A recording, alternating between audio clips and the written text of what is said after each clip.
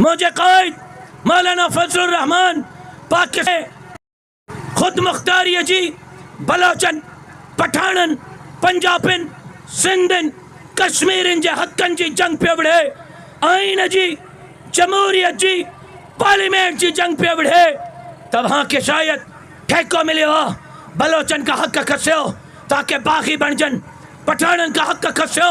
ताकि बागी बणजन सिंधन का हक खसियो ताकि बागी बणजन असल में मुल्क जा दुश्मन है ना आहिन मुल्क जा दुश्मन सिंधी ना आहिन मुल्क जा दुश्मन पख्तून ना आहिन मुल्क जा दुश्मन बलोच ना आहिन गलत पॉलिसी उठाईंदड़ मुल्क जा दुश्मन आहिन दरिया ते धाड़ो हणंदड़ मुल्क जा दुश्मन आहिन इंशाअल्लाह मौलाना फजलुर रहमान जे क़यादत में तहां के छठीअ जो घेर याद ॾियारींदासीं कंहिंखे पाकिस्तान तक़सीम करण जी इजाज़त न ॾींदासीं।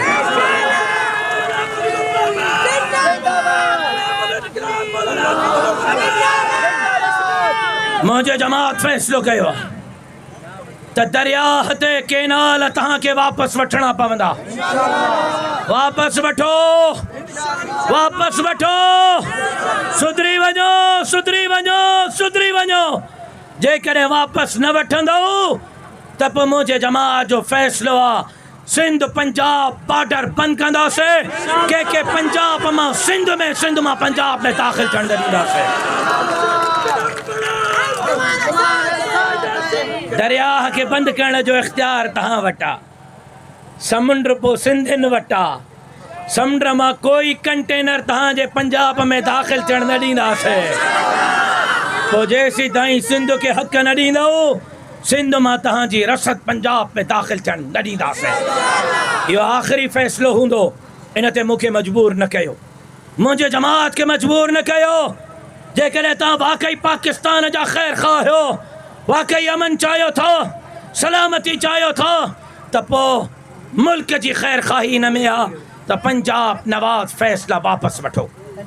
तव्हांखे इहो मुतालबो मंज़ूर आहे तव्हांखे इहो मुतालबो मंज़ूर आहे। मसलो छा आहे सभु कुझु खसे वियो आहे अटो वियो लटो वियो अझो वियो बची ज़मीन आहे को हार पोचो करे को चांवरनि जी लप को अटे जी लप को कमंद को जेको आहे उहो कपह वण को मिर्च को टमाटा को सब्ज़ी मिड़ई पेट जो चरखो पियो थो हले।